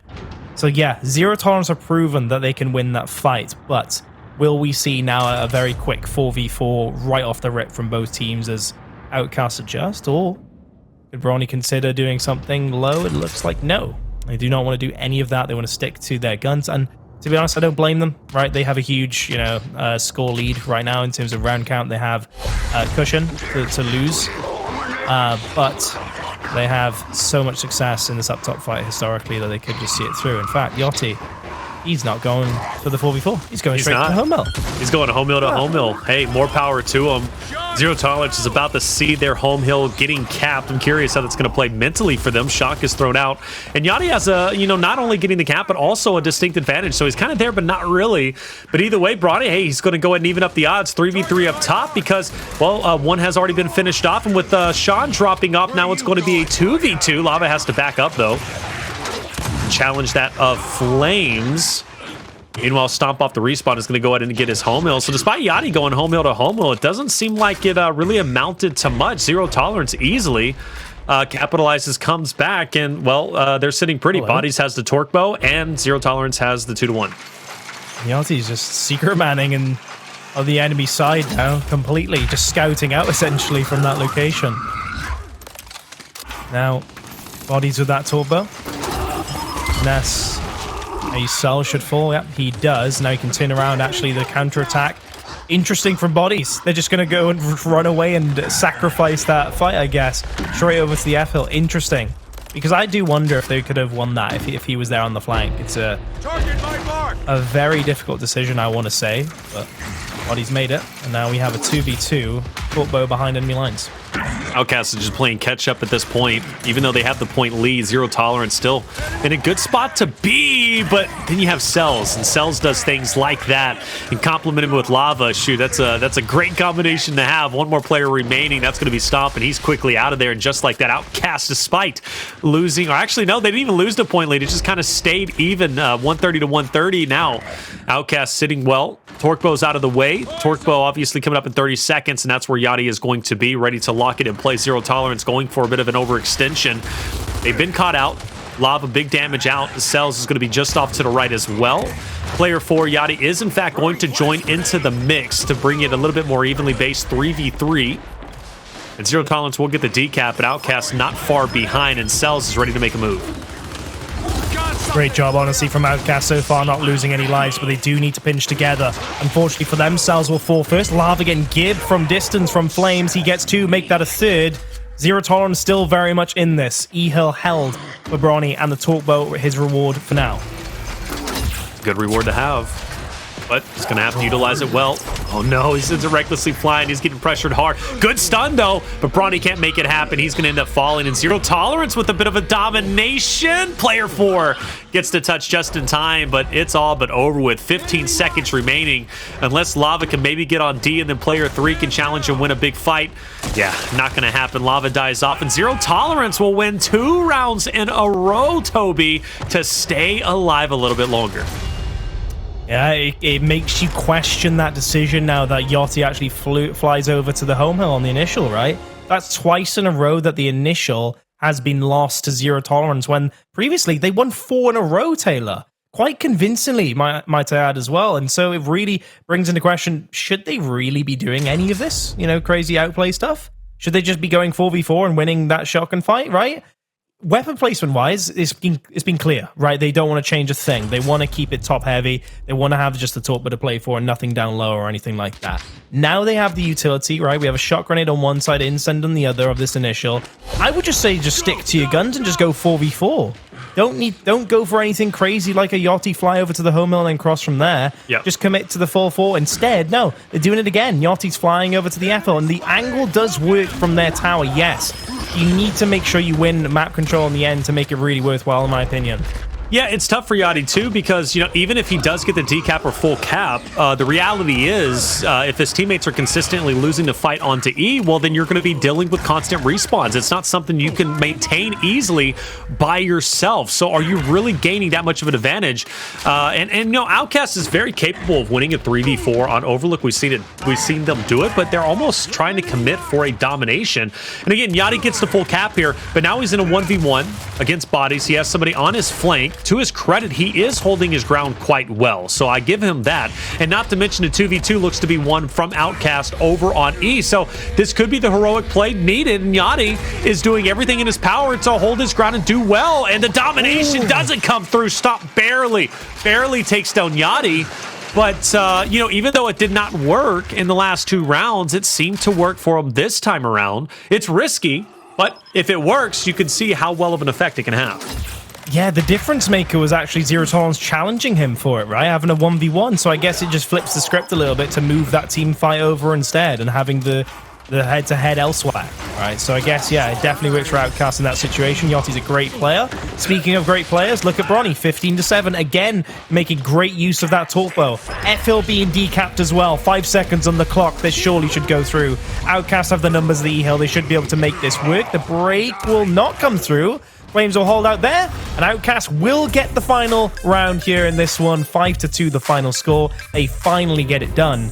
Outcast, great TG from them. Yeah, well done from them. 5-2 victory puts them up 2-1 in the series, 1 map away from moving forward into the losers finals, right? That qualification round to play either Fire and Ice or Discipline. And good job from Bronny. 16 kills, 12 assists, 13k damage done. Lava, you know, 2 maps in a row, Toby, has been the top dealer of damage, right? At that point, at least for his roster. In this case, he had the most damage across both rosters. 17k to his name. Well done from him. You know, yeah, Yachty gets a bit loosey, you know, goes on the overextension. But again, what are they trying to do? They're trying to commit everything for the domination. They're trying to force the... Because this is the reality, right? It's a 3v4 at the start. If Yachty's going for the home hill and he's holding his ground well, let's say he wins that first initial 1v1. Well, actually, it's not even a 1v1, it's free, right? Because at that point, it's a 4v3.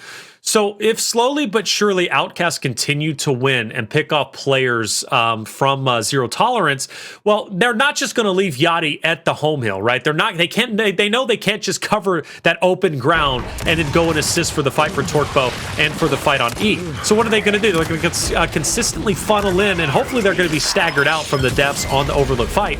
So now they're staggering into Yachty, and Yachty has an opportunity to not necessarily be in 1v2s. He has an opportunity to be in distinct 1v1s as long as he can finish quickly enough. So at that point, your forces are lessening on the E fight. So as long as Outcast can prolong that fight, they don't even need to win it originally, but as long as they can get that first blood and prolong it, Yachty being where he is, as long as he stays alive, is forcing Zero Tolerance to come off of respawn and deal with him. So it's not a bad play, but it is strongly dependent, not on Yachty per se, but it's strongly dependent on that first blood and that 3v4 fight. You got to bring it to a 3v3. If you can do that and prolong the fight, Yachty has a big impact.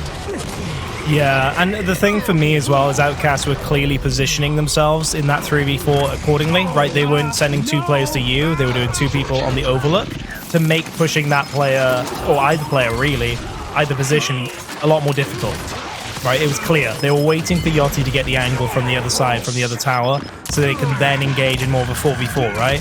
What really worked out for them, as I mentioned, was the fact that Yachty actually had someone turn around and challenge him, because then you could have the strict 3v3, and Yachty can have his positional advantage on the enemy home hill, while his home hill is still capped. Bear in mind, of course, it's something to consider now that we can't. Now it's been a while, of course, but we used to cap hills right at the start, and so the fact that you're breaking a hill while your hill's already capped is an advantage in of itself if you're having a 1v there. honestly, my only gripe with it is the fact that if they did go on to lose that round there, Taylor, they would have gone from a 4-0 to a 4-3 situation, which is just scary. And for me, at that point, I would just say, you know what? I love these fancy strats. Let's go back to basics and just win the team fight on the initial, and then worry about getting the triple cap later. Yeah, because, you know, you think about other teams, you know, Pittsburgh Knights, E United, KCP, Noble. You can't afford to go into a 4v3 against them. You just simply can't. More often than not, you're going to lose that fight. And then all of a sudden, you know, AK Yachty, who's by himself, probably going to be at a disadvantage, and it's short-lived. You know, like I said, at most he's getting a decap. Maybe he gets the full cap, but either way, it's very short-lived. You're losing the power weapon, you're losing a big team fight, you're losing map positioning, and you're losing the hill advantage in the meantime off of respawn. So it's not something that I think would work every time, but again, it's, you know, it's team-by-team basis, and that moment, Yachty and co, they felt comfortable to play against Zero Tolerance in a way that they did, and then ended up working. Would it work against other teams? Most likely not, but did it work here? Yes, it did. We move into Ritual, map number 4, an opportunity now for Outcast to, you know, better their chances of being a pro league team and move forward. How do we think this one's going to play out? Because the last one, Reactor, which a lot, you know, it's much different. It's, you know, it's more tightly compacted. The team fights play differently. It's not like Ritual, which is more open. It's going to play much differently, but do you think it's going to play much differently to the point where Outcast is going to have more of an advantage here than they did on Reactor? I think so, generally, because we had a glimpse at their performance on Ritual earlier against Fury 1. Sure. Yes, it was close in the end. It did come down to that kind of all or nothing final hill, but I just feel like this map really tailors itself to players like Bronny and Cellz, who just stuck out like a sore thumb on that map where they were just slaying like crazy. If Bronny can continue his awesome performance as we saw on Escalation TG just then, with a really strict positive KD with great turbo usage, maybe we see more here, and maybe it just kind of puts a nail in the coffin for Zero Tolerance. Yes, they've been super good with the slaying, right, and they were definitely up there on Reactor against them, but will it continue on this map? I'm not sure. Hey, at least this roster of Outcast can rest on their experiences as they had earlier on this map, and really rest on Bronny's Slayer power. Yeah, true. And remember, Bronny opened up the last time against Fury 1 on this very map with a big 3-piece, right? That was kind of the big statement that Bronny is here to stay. Bronny found a new home, and he's feeling confident. Will Bronny be able to do that this time around? Well, Zero Tolerance isn't shy about getting into the face of Outcast, and in fact, they'll get the first blood onto Yachty. Lava will follow suit, forcing Bronny to try and go big, which, hey, to his credit, he does. He at least gets to finish on the Stomps and Bodies, and now it's a 2v2. Bronny, full red, though, continues to fight tooth and nail to back up and maintain his life. Cellz shoulder to shoulder with Bronny, and Flames is dead. Shaw now gone, and due to the heroics of Bronny and Cellz, Outcast will in fact solidify the hill. Yeah, brilliant stuff. We saw this earlier as well. It wasn't only in the middle of the map and 1Bs that Bronny was going off. In fact, it was also these team fights, wasn't it? Triple kill after triple kill. Oh my, what a great nade. That was Stomp right on top of that cover, finding the double, and that means the torque boat is going to be in the hands of Bodies, and the rest of this hill will be in their hands. Meanwhile, look at the rotations already. Both teams kind of stretching over towards that side, as they know that is the next hill to play for. Meanwhile, look at Cellz wrapping around, trying to get the angle on the rest of these players. And look at Yachty getting pinched a little bit to the right as well. Body still 2 shots remaining. Good damage on the left, but a trade out from Bronny and Flames will set up this play for them to push in with a stun. Bodies needs this kill on the lava, but unfortunately can't get it. Now he's forced to retreat. Doubles back, though. That was his only option, and he will end up falling. Now Flames, who thought he was going to be in a 2v2 if Bodies stayed alive, now in a 1v2 himself, and it's going to be the same result of Bodies just a little bit earlier. As Outcast doing a wonderful job reinforcing and obviously putting the numbers back into their hands. And Zero Tolerance is so far away from getting a touch, and they can't even get close because Outcast is doing exactly what they did against Fury 1 when they found most success, and they are pushing out aggressively to Zero Tolerance, not letting them get close without feeling too comfortable. And by the time they do get close, you got another member from Outcast that's ready to push out, even as an individual, because they know the other team is damaged and they're going to get the chunks. But either way, Zero Tolerance, push they must. Stomp is dropped. Bodies is forced to back up to get the revive. Bronny now looking at a wall of members. Cellz is going to go ahead and hop in. He's going to finish up one. Cellz finds an off angle, and that is a great job and a great execution of finishing off the Zero Tolerance members as they pushed in. Outcast continues to extend their lead. Yeah, not only that, Taylor, but they're leveraging that into a Torquebow pickup, which is up in 5 seconds. 2 players quickly stretching over to the other side of Ritual. Nades have been picked up elsewhere by Cellz. This is all working out so well for Outcast now. They just need to stay alive, honestly. They need to keep their distance if they can, but no, Sean will close the gap with Yachty. He'll find that kill. Everyone is here, essentially, for Zero Tolerance. They're at least going to get the Torquebow out of this situation, and then look for the next hill. Torquebow in the hands of Flames. First time Zero Tolerance is going to have a chance to touch it. We'll see how well he's going to be able to connect here. Trying to go back and remember, did he have a big impact with a Torquebow on Reactor? And I don't think he truly did. I think it was more so Outcast who was getting good shots, but I stand corrected. Flames will connect onto Yachty immediately. Well done from him. That's one member, or one less member you have to deal with. Still a 3v3. BODLEZ, who's going to be sprinting as quickly as he can, finds an opportunity maybe to utilize this middle section to get onto the flank. He could be the linchpin to better the chances of Zero Tolerance holding onto this hill. Meantime, Flames with the Torquebow finds one up close, sends one flying, connects onto Yachty once again. That's 2 for 2 onto Yachty. And Outcast must continue to push forward, and Cellz will get dropped. BODLEZ from the flank. Unfortunately, he's going to get sniffed out and taken down. Outcast in control of the hill with 56 seconds. These are certainly the big hills, aren't they, Taylor? They were huge in the match previously that we saw on Ritual before in this broadcast. Now, Bronny with the double, looking for the triple. Again, he's back to it. The triples are coming through. Cellz comes around the back. A clear-cut victory for Outcast. And this is huge. 40 seconds on the clock.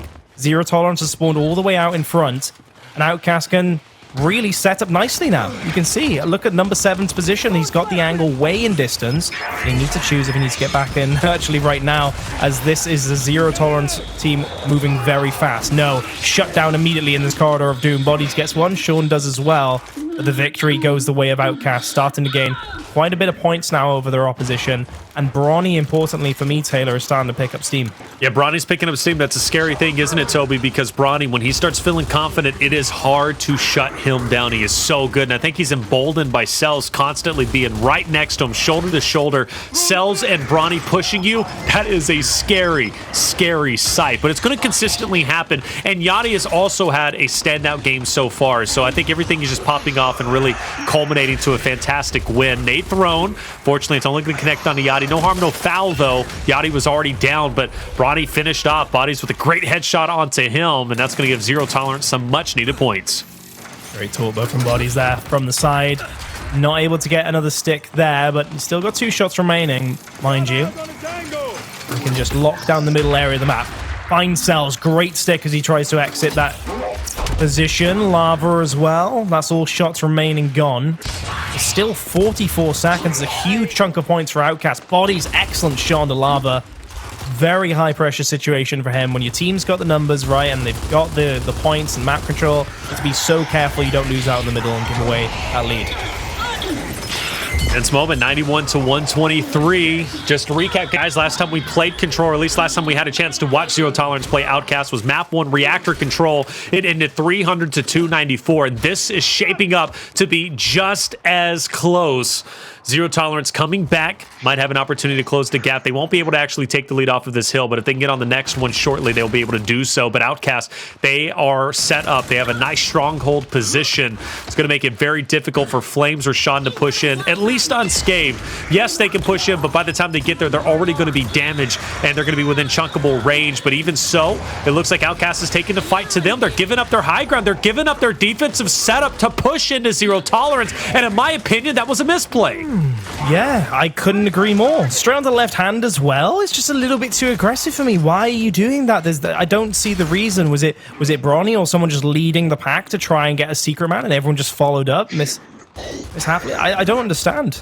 I really don't understand. It was unnecessary, totally unnecessary, and they had a huge advantage in terms of time even getting there, right? They were there very early on, right? They were able to assemble the positions they wanted. It wasn't just haphazard. I think it was a mistake. Let's see if they can retake it with nades. They're going to try. It looks like it might be a clean retake. Cellz on the back end, though, is going to be finished off with Sean and Stomp. 2v2 now. Once again, an opportunity for Zero Tolerance to push in, take over the hill in their favor. Flames is going to get the torque bow for good measure. I like that flank from Yachty, though, off the respawn, but taken down from Flames, who gets a great connection, and Zero Tolerance will overtake the hill. And mind you, they've got the point lead, and that big scuffle and that big skirmish, Zero Tolerance found a way to overtake the lead once again. Flames will drop torque bow on back, so no harm, no foul.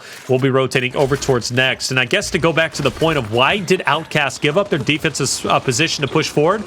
Honestly, I think it's a confidence thing. Outcast, you know, when they're feeling confident, they're feeling good, they start making plays like that where they get over aggressive. They start trying to out-muscle a team instead of out-think a team. They did that against Fury 1, and they ended up getting punished time in and time out.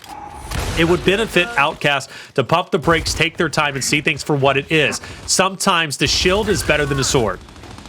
Yeah, very well said indeed. I think right now it's this map for Outcast. They really do like it when Bronny and Cellz get a little bit loose, and I think they're trying to facilitate that a little bit with plays like that. But here we see Zero Tolerance now, again, a very quick retake, right? A very confident retake of that, not losing numbers in the process, and they've actually overtaken Outcast in the points department. Previously, Outcast at one point had a 50-point lead in this game.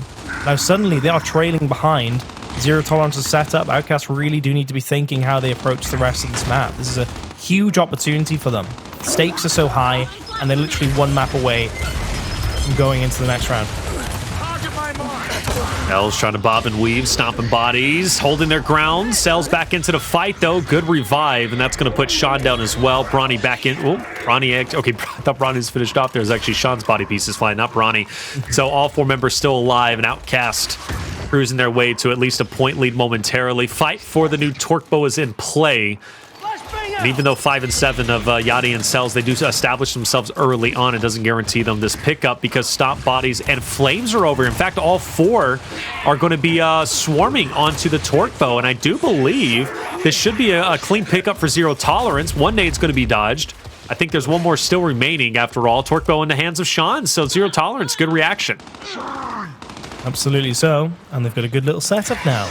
You can now... Oh, the nades are coming in, though. I was about to mention what else is there to play for. Lava finds that nade. That is going to be the opportunity for Outcast to push through. But no, Sean, excellent stick onto Lava. Very difficult to do, of course, that kind of stick since the update where the active charge-up time has been increased quite a bit.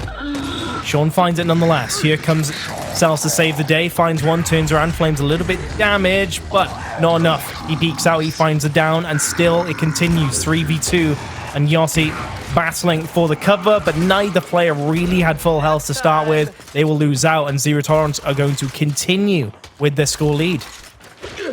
With the score lead, 194 and counting. 15k damage done from Flames. He's been doing such an incredible job, especially with his torque bow. Really impressed with him. Bronny, though, 15 kills as well. Not far behind damage done. Look at this. Yachty, though, 1 in 16, but only 9k damage. You know, the 16 assist is impressive, but to be honest with you, the damage is pretty lackluster. I know. I'm so surprised. He's 1 to 14 while his teammate Bronny is just strictly positive. Like, quite a bit. Very surprised. Zero Tolerance will carry on through, and I'm sure Yachty's not happy with his performance right now, right? This isn't an immature control match. This is quite a developed one. We've got a lot of points on the board for either team, and lots of opportunities for Yachty to have a shotgun fight and find more than just one. I'm honestly quite surprised that I did not really track that throughout the game, but here we are, and perhaps any suggestion as to why Zero Tolerance are leading right now. Man, if this goes to game 5, I don't even know at this point. Would Outcast be eliminated in a loser round like this without even qualifying? The possibilities there. Zero Tolerance. Hey, they're feeling solid. They're feeling good. Bronny, though, gets to the nade! The nade! Bodies picks up 2! The nade, and then the follow suit onto Cellz. Sheesh, just like that. The torque bow, he doesn't get it, but fair enough. He doesn't need it. Zero Tolerance, man advantage. They're going to, well, at least with player 4, if he can get there in time, it's a 4v3 momentarily. Player 4 needs to stay alive, but Lava's going to take down Bodies. Sean is going to follow suit. Despite the impressive plays from Bodies, Toby, it looks like it won't amount to much. Outcast still in control of the hill and still well on their way to tie this thing up. Yeah, they are. They most certainly are. Lava, great position right at the back of spawn. He has to be careful that he does not get taken down later on or, you know, close the gap. Cellz is there in support, though. Good down from him and damage, but it's not going to be enough. Zero Tolerance are really wolf-packing now. 3 players. Lava will find one from the pack, though. One to the right as well. Zero Tolerance are still fighting, but Outcast will hold on. They will hold the covers, and they will get the rest of the points, you might argue, but comes down to the next hill. Such a big hill when the points are this close. Look at this. Look at Zero Tolerance on the other side of the map, Taylor. They are flying across now for that setup. Absolutely fly. They need to. I think at this point, you know, everybody knows, or at least all 8 members on the battlefield know that, look, these next hills are going to matter. And you know what? Outcast has been here before, have they not? You know, they've been here before in their first series on Ritual against Fury 1, where they nearly blew their lead that they had. The final 4 points almost eluded them. If it was, it came down to that final team fight. If Fury 1 wins that, it could have been all but over with. This is a hard hill to retake, though, Toby. Outcast, they've got a long little alleyway to kind of get through. They're all stunned. Sean needs to take this advantage to finish them off one by one. Good team pickups, though. Sean outputting a ton of damage. One's going to be finished off. There goes the second, the third. Still crawling around. That's going to be Lava. Bronny, though, dancing. Bronny's going to hit some beautiful shots. Bonnie's going to be crawling. Flames has to move in. He's got to get Bodies back into the fight, and he will do so. And what a solid hold. It was a tense moment. Bronny looked as if he was going to be the hero, but ultimately Zero Tolerance regains the lead. They can't keep relying on Bronny to clutch up on these hills, I have to tell you. Wow, it was such a good hold from Zero Tolerance, right? If it wasn't for Bronny, it would just been a team wipe completely. Here he is again on our screen. 44 seconds left on this hill. A big hill at that.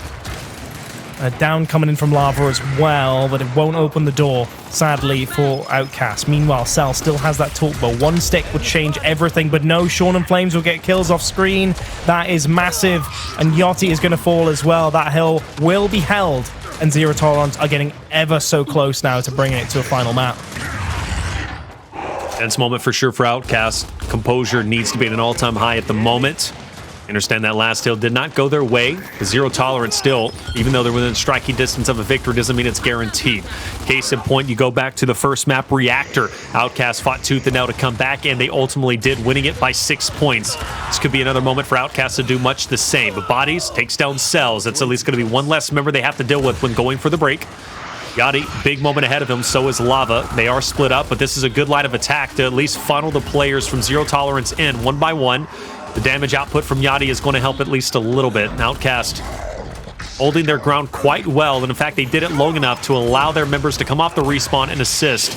Zero Tolerance, a critical point where they need a break here, but unfortunately, Flames will get the kill onto Bodies, his own team kill coming through, and this could be the unraveling that Outcast was looking for. Yeah, totally. I mean, this is it now. If Outcast can just hold on, they will win off points. 3 seconds left on this hill. In terms of the math, you'd expect they have to rotate at some point, though. You expect, of course, Zero Tolerance to at least break this for now and kind of contest that point. It is one of the easier hills to do that if you have got the setup around you. Torque bow in 5 seconds, mind you. Like anyone's going to really go for that just yet. It'll probably be picked up at some point. There's the contesting. Stop any points coming through. Look at this for a flank, though. Cellz flies through looking for a kill. He does find one. Now he's trying to escape or at least hold his ground, and he does that. Stomp will fall. Sean surely will go the same way as well, not before taking a pick. 20 seconds left on the clock, and they can win on this hill. Definitely could win, and in fact, they look like they're going to be cruising to a win. On the flank, though, is going to be player 4. He's going to be sniffed out and taken down. Zero Tolerance running out of options. Will this be the end? Will that final team kill that happened just moments before be their undoing? Lava picks up one at the 1 yard line. The nade is at least going to connect. 2-9. Whoa, the break's going to be in, but not. It's not going to be enough. Outcast 2-9. Honestly, Zero Tolerance still. Yo, they keep the game alive. It's a mad sprint. Lava just needs the touch, and he will get the touch needed. 300 to 279 is where the buck will stop, and there it is. Outcast will stay alive, and they will once again be playing for a qualification spot in Pro League. Yeah, that's for sure. Bronny, of course, the MVP in the end, 23 to 16. He definitely likes this map, it's safe to say. Yachty 4 to 20 in the end. He had 3 kills after we mentioned his KD earlier. And yeah, again, it was a little bit close for comfort until that final hill. Outcast started doing quite a bit better at the defense. even in the end, right? I said, oh my god, Lava was literally racing for that tap on that hill. Sprinting. It was a literal like 100-meter dash for that. What a way to finish. But fair play to Zero Tolerance. They put on a really good fight on each and every map. I mean, it was a close series, wasn't it? From the get-go. It was just Outcast starting to distance themselves a little bit on training grounds, of course. But the rest of the maps, boy, were they close. Yeah, very close indeed. Man, that team kill, though, that's heartbreaking to see. It was either bodies on the receiving end or the giving end. I don't know which one it was, but either way for bodies, team kill, not what you needed in that moment. Tough break, really, because in that moment, Toby, if that team kill doesn't come through, well, obviously Zero Tolerance can continue to push in. It would have been a 4v4 at that point in time, but instead, it's brought down to a 4v3. And moments like that, right, is where obviously Outcasts, they see that, they're not going to let a moment like that go to waste. And, things happen. Team kills, they do happen. Doesn't mean you're a terrible player. It doesn't mean you're losing composure, but you can raise the question that, maybe things did get a bit shaky. I don't know. But either way, that team kill definitely hurt the chance of Zero Tolerance from coming back. Yeah, totally agreed. It does raise the question as well, just given its ritual, right? Twice their pick for Outcast, twice they've won it, but very close, like close margins, right? It raises the question, is it really a strong map? Do you really still want to put all your eggs on this basket in particular when it comes to control? I wonder. I mean, yes, they have some great setups at times, but honestly, for me, it seems like they're just relying on Bronny to do things like this oftentimes, right? These double kills, these triple kills on hills, Cellz picking off kills in the center to keep them off guard. It begs the question, do you continue to rely on those a lot of those individual plays to separate yourselves from the opposition? Because bear in mind, what we're playing for right now is a Pro League spot.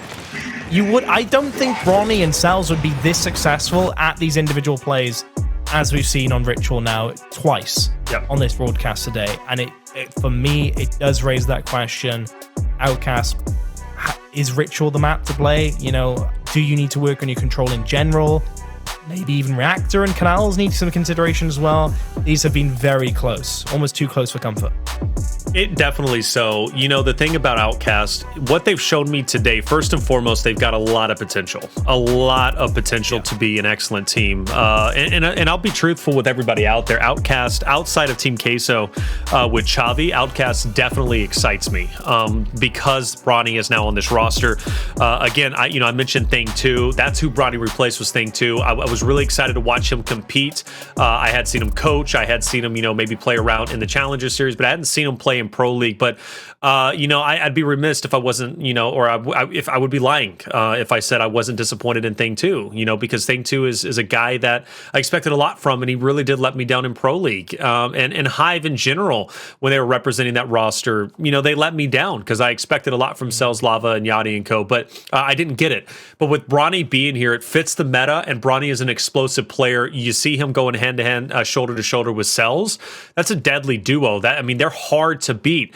They are struggling today. They're not looking like a team that if they go to Pro League at this state and time, a team that's going to make a big impact in Pro League, if I had to be honest. But I do think they have a lot of potential, and the skill ceiling can be incredibly high for this roster. So this is a roster I'm going to be keeping my eyes out for. They've got a month to train if they do make it into Pro League. So, I think this roster more than anybody does excite me outside of Team Queso. But look who they got next. They've had Fire and Ice next. This is going to be a tough one. Yeah, it absolutely is. I'm not sure if they can continue the way they are with these close matches, because eventually it's just going to bite you in the butt, really. Are you going to be able to continue that kind of consistency? I'm not too sure. I mean, essentially, we'll have to wait and see if Outcast can really perform up to the potential that we know they're capable of.